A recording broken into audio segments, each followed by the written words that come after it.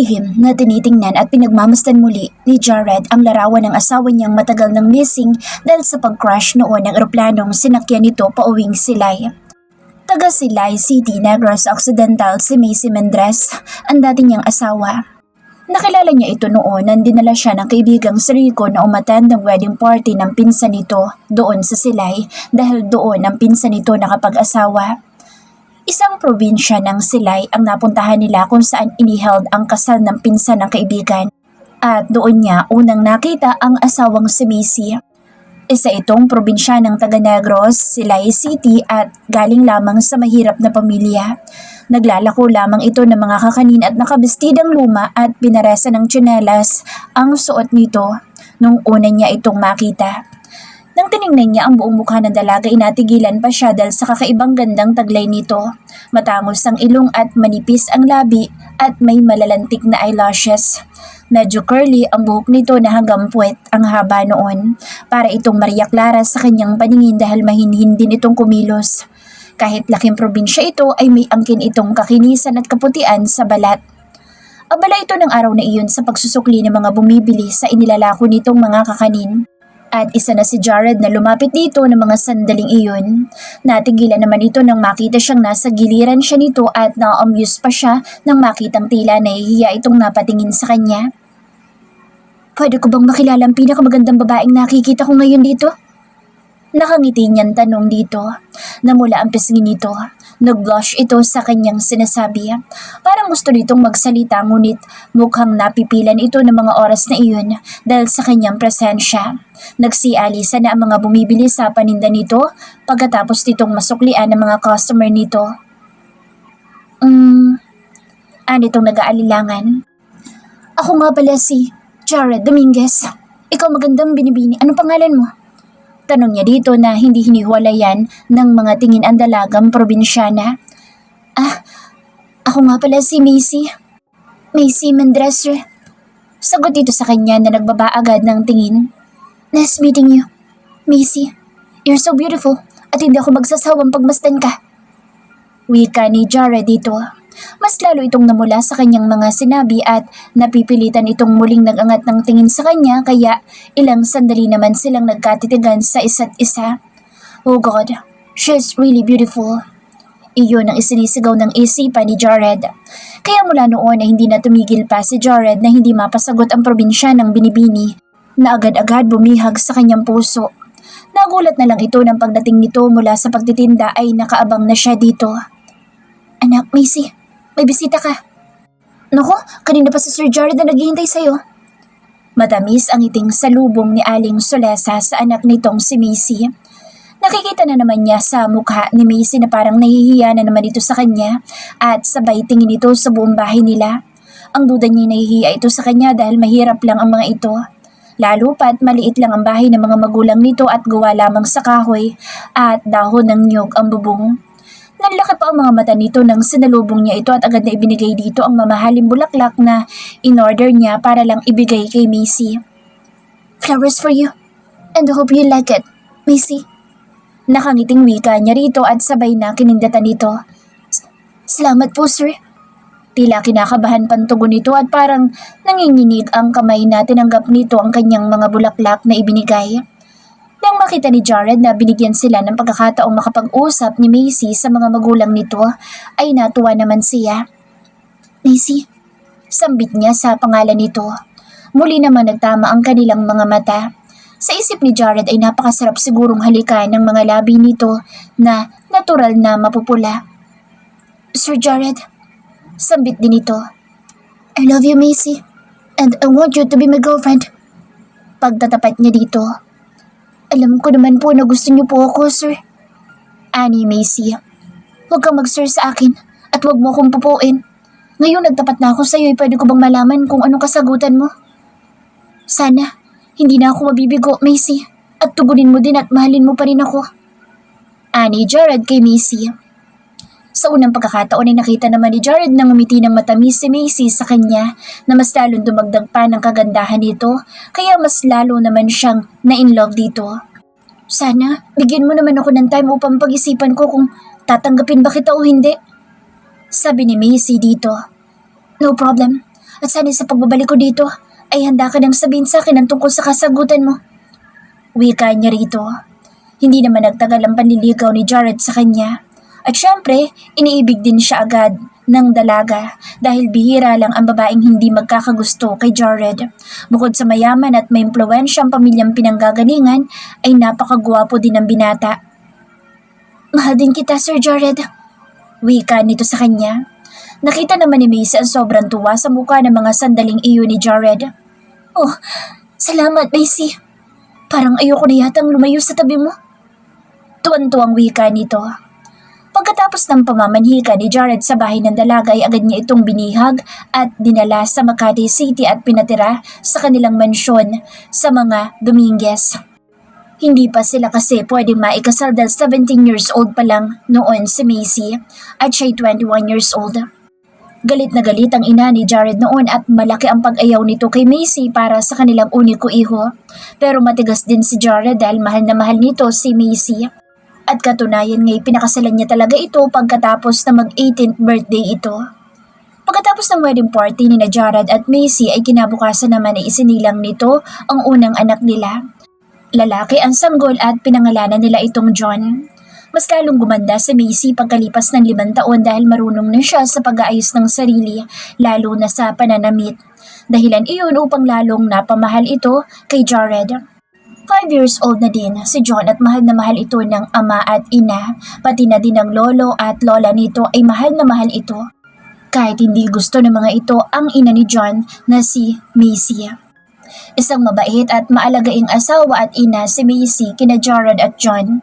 Halos lahat ng oras nito iginugugol sa mag-ama. Ang hindi alam ni na Jared at Macy na sa 5 taong pagsasama nila ay hindi pa rin tanggap ng lihim ni Madam Brenda Dominguez si Macy.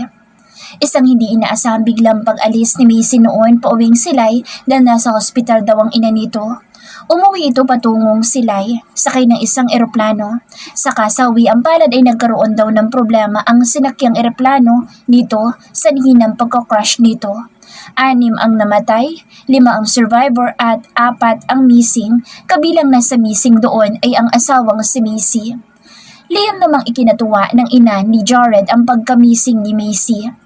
Labis na ikinalungkot ni Jared ang nangyari sa asawa. Ipinahanap niya ito at siya din mismo ang tumulong sa paghahanap ng nawawalang asawa. Marami siyang tauhang inuutusan ngunit lahat ng iyon ay bigo sa paghahanap kay Macy. Sobrang naapektuhan ng 5 taong gulang na anak nila na si John sa pagkawala ng ina nito. Halos araw at gabi ay isinisigaw ang pangalan ng ina nito at pumapalahaw ng iyak. Nang makita ni Madam Brenda ang sitwasyon ng apo ay para itong nakukonsensya sa nagawa nito sa ina ng kanyang apo. Lumipas ang 2, 3 hanggang sa 4 na taong pagkawala ni Macy ay patuloy pa ring umaasa si Jared na babalik at uuwi pa sa kanila ang minamahal na asawa. Patuloy pa rin ang paghahanap ni Jared ngunit walang Macy ang nakikita at nagpapakita.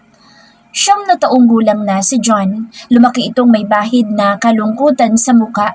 Halatang hindi ito masayahing bata kahit na masasabing lahat ng gusto nito'y mabibili dahil sa mayaman sila. Para itong may sariling mundo at hindi palangiti at gusto pa nito na lagi nag-iisa. Walang araw at gabi na hindi naiisip ni Jared ang nawawalang asawa. Kung saan na kaya ito o kung buhay pa nga ba ito. Wala na nga si Macy. Maloko na ba talaga, Jared?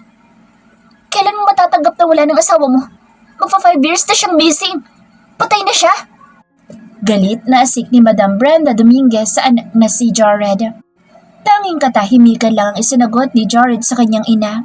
Lumipas pa ang ilang araw, linggo at mga buwan hanggat ganap ng 6 years ang pagkamising ng asawang si Macy.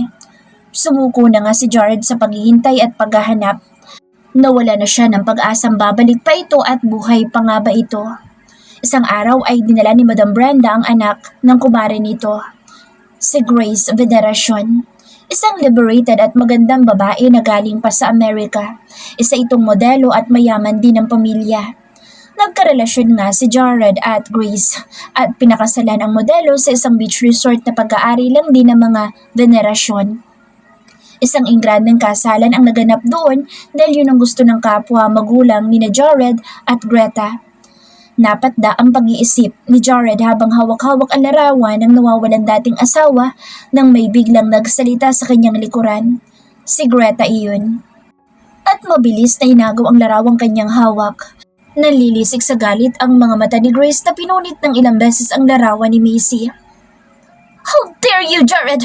Until now, si Macy pa din ang nasa puso mo! Galit na singhal ni Grace. I'm sorry, babe. Yes, mahal ko pa din si Macy. Pero wala na siya at huwag mo nang pagsalosan dahil mahal din naman kita. At ikaw na ngayon ang asawa ko. Pag-aalo ni Jared sa pangalawang asawa. Naiyak si Grace na yumakap kay Jared sabay sabing kakalimutan na nito ng tuluyan ang nawawalang asawa. At para sa ikatatahimik na lahat ay nangangako din si Jared na kalimutan na talaga ng buo si Macy. Naisip niyang imposibleng buhay pa ito dahil sa tagal na ng pagkawala nito. Ipa-focus na lang niya sa bagong asawa ang lahat at sa anak nilang 4 years old na lalaki. Si Gian at syempre pati si John ang anak niya kay Macy. Nasa 36 years old na si Jared at ang second wife ay matanda siya dito ng 2 taon dahil nasa 33 na si Grace. At si John ay 15 years old na pala ito at isa na itong binatilyo ngayon. Ganoon pa din, suplado at tahimik na bata ito dahil din siguro sa pangit na pag-uugali na ipinapakita sa kanya ng stepmother na si Grace. At ang ama nitong si Jared ay laging si Gia na lang ang atensyon nito at si John ay napabayaan na lang. Kaya mas lalo itong naging masungit at rebelde. Minsan nga'y nasampal ito ng ama dahil sa pagsagot-sagot dito sa stepmother. Nag-alsa balutan sana ang binatilyong si John ngunit nagmamakaawa at humingi ng sorry si Jared sa anak. Kaya lumalak ang ulo ng anak mong yan dahil sa nasuyo mo pagkatapos mong disiplinahin. Galit na wika ni Grace kay Jared. Masama talaga ang pag-uugali ng second wife ni Jared. Gusto nga nitong tuluyan na ring mawala ang anak ni Jared kay Macy sa poder ng ama nito. John is my son, Grace. Baka nakakalimutan mo yan. Mahal na mahal ko ang anak ko. Galit na ring sagot ni Jared sa pangalawang asawa. Isang umaga malungkot na naupo si John sa terrace nila at may malalim itong iniisip. Nasasaktan ang batang si John sapagkat wala nang halos time sa kanya ang kanyang ama at nasa bago na nitong pamilya. Halos iginugugol ang oras nito. Sa tuwing siya'y nag-iisa ay ramdam niya talaga ang matinding lungkot na naramdaman tungkol sa mga alaala ng kanyang ina kahit matagal na itong wala. Hanggang ngayon ay nangangarap pa din si John na muling babalik ang kanyang ina kahit isiping napaka-imposibleng mangyari na ang bagay na iyon. Halika anak, hug kay mama. Masayang yakap ni Macy sa anak na 5 taon. I love you mama. Ani John na masayang masaya. I love you so much anak. Ikaw ang buhay ko. Kayo ng Papa Jared mo. Ani Macy. Yun ang mga alaalang laging nagpa-flashback sa isipan ni John. Ang kanyang inang matagal nang nawawala. Fresh na fresh pa sa kanyang isipan ang pagmamahal ng kanyang ina noong siya'y nasa 5 taong gulang pa lamang. Kuya John. Si Gian iyon, ang batang 4 years old na kanyang half-brother. Bigla na lang itong dumating sa kanyang likuran at nang malingunan ito ay nainis si John at walang imik na tumayo at akmang tatalikod dahil ayaw niya dito. Naiisip niya kasi mas mahalaga ito para kay Daddy Jared niya kesa sa kanya. Kuya, bakit di mo ako mahal? Naitanong ng batang si Gian sa kanyang Kuya John habang ito'y nakasunod sa kanya. Natigilan si John at nilingon ulit ang batang kapatid. Huwag kang makulit. Galit na wika ni John sa kapatid. At bigla namang umiyak ng malakas si Gian. Mas lalong nagalit si John. Tumahimik ka, hindi kita inaano. Ani John na siyang pagdating naman ni Grace at kaagad na kinarga ang anak at pinagalitan ng todo si John. Ano bang ginagawa mo sa kapatid mo? Bakit mo ba pinapatulin yung bata at sinasaktan? Singhal ni Grace sa binatilyong si John. Nagulat naman si John sa tinurang iyon ng kanyang stepmother. Hindi po. Hindi ko po siya sinasaktan. Depensa ni John sa sarili. Huwag ka na magkaila pa. Kitang-kita ko sa 2 mata kong ginawa mong pananakit sa kapatid mo. Kaya dapat lang isubugat sa ama mo sa ginawa mo. Asik ni Grace sa binatilyo. Hindi po yan totoo. Hindi ko sinasaktan si Gian. Ani John. Ngunit hindi na nakinig pa si Grace at tuloy-tuloy itong nagpunta sa salas kung saan nandoon si Jared at isinumbong at pinagbintangan talaga ni Grace si John na sinasaktan ng anak na si Gian. Tinuruan din ni Grace ang walang muwang na anak na sumang-ayon na sinasaktan nga siya ng Kuya John niya. At agad namang naniwala si Jared sa sinabi ng kanyang pangalawang asawa. Kaya galit na galit naman ito sa binatilyong anak na si John at dahil doon ay muli nitong nasampal ang anak. Ano bang problema mo ha? Bakit ka nananakit kay Gian? Wag na wag mo na itong uulitin dyan upang hindi maubos yung pasensya ko sa iyo. Naintindihan mo ba? Ani Jared sa binatilyong anak. Bakit po kayo naniniwala agad daddy sa asawa ninyo? Umiiyak na wika ni John. Dahil sa sama ng loob ni John ay lumayas ito sa mansyon ng ama na labis namang ipinag-alala ang naramdaman ni Jared kung saan nagpunta ang anak. Gayon din si Madam Brenda. Nag-aalala ito ng gusto sa apo. Sinisisi nito ng lihim ang sarili dahil siya ang dahilan kung bakit naging malungkot ang buhay ng kanyang apong si John. Sobrang ikinatuwa naman ni Grace na wala na ang anak ni Jared kay Missy sa mansyon ng mga ito. Yun kasi ang talagang gusto ni Grace, ang tuluyang mawala ang anak ni Jared sa unang asawa nitong nawawala na si Missy. Nalaman naman nilang nandoon pala si John sa Silay City, sa lugar ng ina nitong si Missy at doon ito tumira sa lolo at lola nito na ina at ama ni Missy. Hinayaan na lang muna ni Jared ang anak na si John na magpalipas doon ng sama ng loob. Ang importante ay nalaman nilang nandoon lang si John at safe ito kung saan ito ngayon. Araw ng Sabado at inibitahan ng mga magulang ni Grace ang pamilya Dominguez na dumalo sa simpleng party na gaganapin sa isang beach resort na bagong bili ng mga ito. Kaya pinagbigyan naman ng mga magulang ni Jared ang pamilya na second wife. Magkasamang pumunta sina Jared at Grace sa bagong resort na bagong binili ng mga magulang ng asawa kasama ang 4 years old na anak nila at ang yaya ng batang si Gian. Ang mga magulang naman ni Jared ay nauna na ito sa kanila sa nasabing bagong resort ng mga venerasyon at sa salo-salong party nilang iyon ay may inaasahan ding bisitang darating sa araw na iyon, ang daddy ni Grace.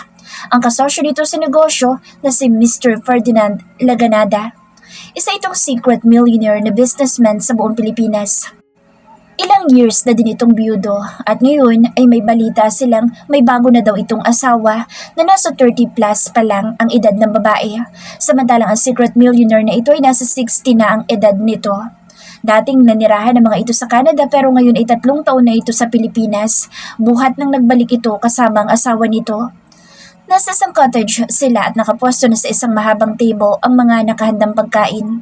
Nandoon na mga imported wine at ang mga masasarap na menu na in-order mula sa isang sikat na restaurant. Kompleto na silang lahat. Nandoon na ang mag-asawang Madam Brenda at Don Armando Dominguez. Ang mag-asawang venerasyon ng mga magulang ni Grace na si Mr. and Mrs. Ramon and Griselda Veneracion at sina Jared at Grace naman. Ang tanging hinihintay nila ay si Mr. Ferdinand Laganada na lang at ang asawa nito. Samantalang nililibang naman ng yaya ang batang si Gian at ito'y ipinasyal-pasyal pa sa bagong resort na nabili ng mga venerasyon. Hindi nagtagal ay may isang magarang kotse ang dumating at tuminto doon. Dumating na nga ang hinihintay nila, si Mr. Ferdinand Laganada. Lahat sila ay nakatingin sa bagong dating at umibis mula sa kotseng iyon si Mr. Laganada.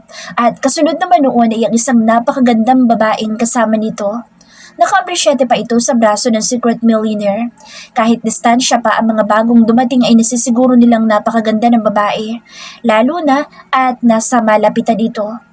Finally, nang malapit na ang mga ito ay nanlaki ang mga mata ni Jared sa nakikita. Pati ang mga magulang ni Jared ay halatang nagulat ang mga reaksyon ng mga ito. Ang kasama ng businessman ay walang iba kundi si Macy, ang dati niyang asawang nawawala dahil sa pagsabog ng eroplanong sinakyan nito. Hindi sila pwede magkamali. Si Macy nga ang kanilang nakikita at nakakaharap ngayon. Nagtaka naman si Grace sa mga nakikitang reaksyon ng mga magulang ni Jared at ng asawang si Jared. Hindi hiniwalayan ng mga tingin ni Jared ang babaeng kamukhang kamukha ng kanyang asawang nawawala. Malapad ang pagkakangiti ni Mr. Ferdinand Laganada na nagsasalita. Good day, Mr. Laganada. Thank you for coming. Mainit sa lubong ni Mr. Ramon Veneracion dito. Malapad ang pagkakangiti ni Mr. Laganada. Thank you, Mr. Veneracion. By the way, ladies and gentlemen, meet my beautiful and loving wife, Sarah Laganada. Pakilala ng secret millionaire sa asawa nitong kasama pagkatapos ay umupo agad ito paharap sa kanilang lahat. Ngumiti naman si Sarah sa kanila at mas lalong nagpapaganda dito sa kanilang paningin. Hello everyone, nice to meet you all.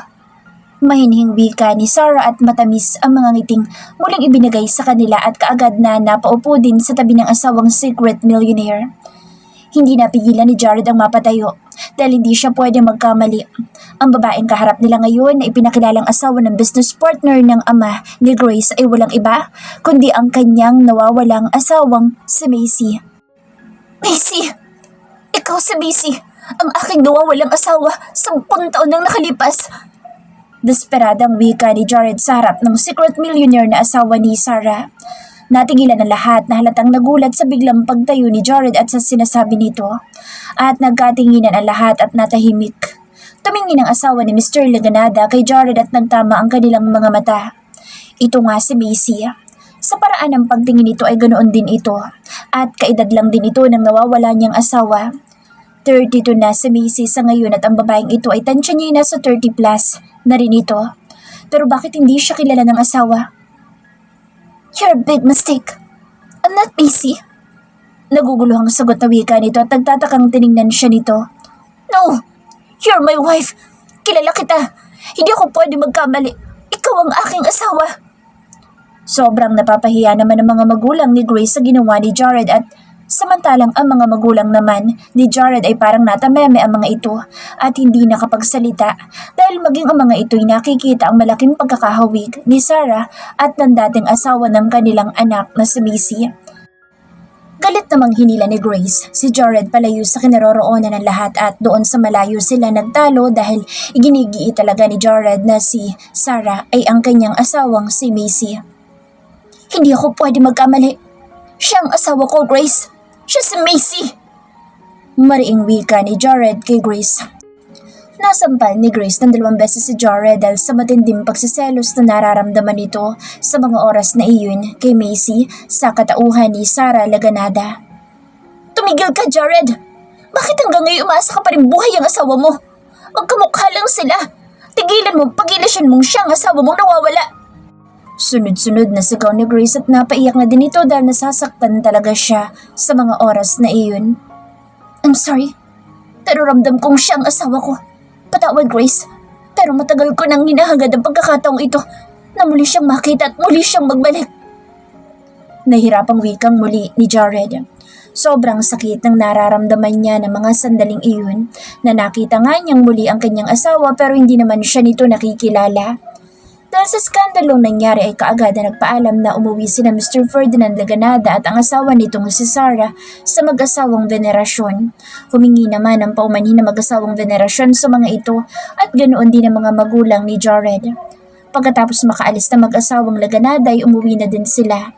Umuwi sina Jared at Grace na walang imikan.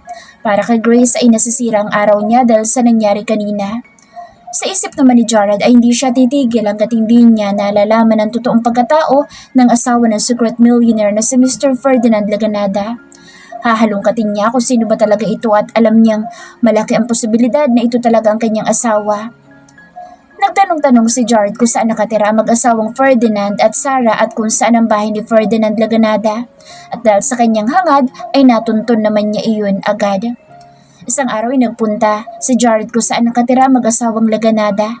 At buhat sa malayo ay tanaw ni Jared ang malaking bahay ng secret millionaire at nag-aabang si Jared doon at nagbabaka sakali nalalabas si Macy. Ngunit ilang oras na lang siyang nandoon ay wala siyang nakikita na Macy na lumalabas mula sa malaking bahay. Kaya laglag ang balikat na umuwi na lang si Jared ng mga oras na iyon. Pero kinabukasan ay muli siyang nagbalik doon at hindi siya pwedeng susuko dahil malakas talaga ang kutob niya na si Sarah at ang kanyang asawang nawawala ay iisa. May dahilan lang kung bakit hindi siya kilala ng kanyang asawa. Maaaring nagka-amnesia ito at nasisiguro niyang ito talaga ang kanyang asawang si Macy. At dahil lamang sa pagkakaroon nito ng amnesia kaya hindi siya nakikilala ng asawa. Paano kaya ito napunta sa poder ni Mr. Ferdinand Laganada? Natigil siya sa pag-iisip nang makitang lumabas mula sa malaking bahay si Macy at kasama nito isang babae na siguro ay kaibigan nito. Nakita niyang sumakay ang mga ito sa kotse at lumabas ng gate paalis. Kaya nagmamadali naman siyang sumakay ng sariling kotse nang makitang sumakay ito sa isang kotse kasamang isang babae na parang alalay nito. Sunundan niya si Macy. Gusto niya makausap at sabihin dito na totoong ito ang asawa niyang nawawala. Samantala, muling pinuntahan ni Sarah ang isang baybayin na isang karagatan kung saan siya, banda, nakita noon ang bagong ikinasal na mag-asawa. Nag-honeymoon ang mga ito noon sa isang yacht sa gitna ng karagatang iyon at nakita siya na mag-asawa na palutang-lutang sa tubig dagat doon. Doon na lang siya nagkamalay sa isang silid ng private hospital at niwala siyang matandaan kahit isa man lang tungkol sa kanyang pagkatao, kung sino siya at kung taga saan ba siya. Blanco ang kanyang buong kaisipan at kahit sariling pangalan ay hindi niya matandaan. Nabigla na lang siya noon na may biglang nag-claim na lang sa kanya sa ospital at nagpakilalang ito daw ang kanyang asawa. Ito ay isang may edad na mayamang lalaki na nagpakilalang si Mr. Ferdinand Laganada na asawa niya daw na naghahanap sa kanya. Naaksidente daw siya, sabi ng mga ito sa isang barkong lumubog. Ngunit nagtataka naman siya kung bakit parang may mga nagpa-flash sa kanyang isipan na isang eroplanong sumabog, gayon lumubog na barko naman daw ang kanyang sinasakyan noon. Lingid pala sa kaalaman ni Sarah na ang mag-asawang nakakita sa kanya noon ay ninong ng mga ito si Mr. Langanada. At ipinaubaya siya na mag-asawang iyon sa ninong ng mga ito na isang biyudong successful businessman. Dahil malaki ang pagkakagusto ni Ferdinand nang makita sa unang pagkakataon si Sarah, kaya sumang-ayon din ang bagong ikinasal na magpapanggap ang mga itong asawa ni Sarah. Kaagad na dinala ng secret millionaire si Sarah sa Canada dahil nababalitaan nito na may naghahanap kay Sarah. Ang asawa daw nito na ilang araw na rin naghahanap dito. Hindi mapigilan ni Sarah na makadama ng takot sa kanyang nagpakilalang asawa. Para sa kanya, hindi niya talaga kayang makipaglambingan dito at nanginginig pa siya sa takot noon kapag gusto nitong makasiping siya. Nangingilabot siya sa kanyang asawang may edad na kapag ito'y lumalambing sa kanya. Nagwawala pa siya at parang ninenervyos na hindi niya maintindihan ang sarili. Siguro ay impact din iyon sa kung ano nangyayari sa kanya. Kaya kunwari naintindihan naman siya ni Ferdinand na hindi muna sila magsisiping dahil sa kanyang kalagayan. Mabait ito at mahal na mahal siya nito at patuloy siyang ipinagamot doon sa Canada. After 7 years na pagsasama nila, naawa na din siya sa kanyang asawa at ginagampanan na lang niya ang pagiging asawa dito kahit hindi pa bumabalik ang kanyang memorya. At sa baybayin ng karagatang iyon kung saan siya nagmamasid sa magandang tanawin nito ay tila may nagpa-flashback sa kanyang isipan. Nagpaalam muna saglit ang alalay na si Nanette kay Sarah upang saglit na bumili ng kanilang mga snack upang may kakainin din sila habang sila nagpapalipas doon. "Bilisan mo doon, Nanette, ha?" Anya sa alalay. "Yes, ma'am. Babalik agad ako," wika ni Nanette. Naiwan naman siya na mag-isa na ipinagpapatuloy na pinagmamasa ng magandang tanawin ng karagatang iyon. Hindi nagtagal ay may biglang nagsalita sa kanyang likuran. Marami mga bagay na gustong pumapasok sa kanyang isipan ng mga sandaling iyon, kaya lang ay hindi kaya ng kanyang isipan at sumasakit agad ang kanyang ulo. Hanggang sa hindi inaasahang may biglang nagsalita sa kanyang likuran. "Ang tulad mo'y parang diwata sa karagatan dahil sa iyong angking kagandahan, Macy." Tinig iyon ng isang lalaki at nabigla pa siya nang mapagtanto kung sino iyon. Ang lalaking nagngangalang Jared Dominguez ang nagsasabi doon sa beach resort ng mga venerasyon na siya daw ay ang nawawalang asawa nito. Hindi niya maipagkakaila ang very attractive na kagwapuhan ng lalaki. "It's you again," ani Sarah. At nagtama ang kanilang mga mata ng ilang segundo at hindi iyon nakayanan ni Sarah kaya tinalikuran niya ito. "Sorry, sinundan ko kayo dito. Gusto lang naman kasi kitang makausap," sabi ni Jared. "Tungkol saan?" Tanong ni Sarah na patuloy lang nakatalikod sa kanya at tanaw ang malayong tanawin sa dulo. "Believe me, ikaw si Macy. Hindi ako pwede magkamali. Ikaw ang aking nawawalang asawa." Panimula na naman ni Jared. Naguluhang napahimas-himas si Sarah sa kanyang ulong sumasakit na naman. Hindi niya maiwasang sumakit ang kanyang ulo lalo na kung ang sinasabi nito ay may koneksyon sa kanyang kalagayan ngayon. Siguro'y alam nito na siya ay may amnesia. Hindi napigilan ni Sarah ang muling lumingon dito. Pwede ba? Huwag mo kong lulukuhin. Kapwa tayo may mga asawa. Paano kita magiging asawa? Anya rito sabay napapisil sa kanyang noo. Hindi ko alam kung bakit hindi mo ako kilala. Siguro dahil may amnesia ka, kaya hindi mo ako kilala. Ako si Jared, ang asawa mo. Muli ay hindi napigilan ni Jared ang sarili nito na pilitin si Sarah at papaniwalain na ito ang kanyang asawang nawawala. Nagkakamali ka lang. Ani Sarah na tinalikuran agad siya. Sumunod naman ito sa kanya. Ikaw si Macy, maniwala ka. Ako ang asawa mo. Hindi mo lang talaga ako matatandaan dahil alam ko may amnesia ka talaga. Pangungulit ni Jared na sumusunod sa kanya. Sa sinabing iyon ni Jared at sa pagpupumilit nito ay nagalit si Sarah at tumigil sa paghakbang na muling nilingon agad si Mr. Jared Dominguez dahil sa mapangahas nitong balak na siya'y lolokohin ng ganoon na lang kadali. Siguro'y alam nito ang kanyang sitwasyon kaya nagtangka itong lokohin siya nito. Tama na! Huwag mo akong lokohin! Tigilan mo ako, Mr. Dominguez! Wala kang patunay na akong asawa mo kaya huwag mo nang dagdagan ang sakit ng ulo ko! Naiinis niyang wika dito. Si Nanette naman ay natigilan at nanlaka mga mata nang makitang may gwapong lalaking lumapit at nakikipag-usap kay Sarah at dinig na dinig pa nitong nagpakilalang ito daw ang asawa ng among si Sarah.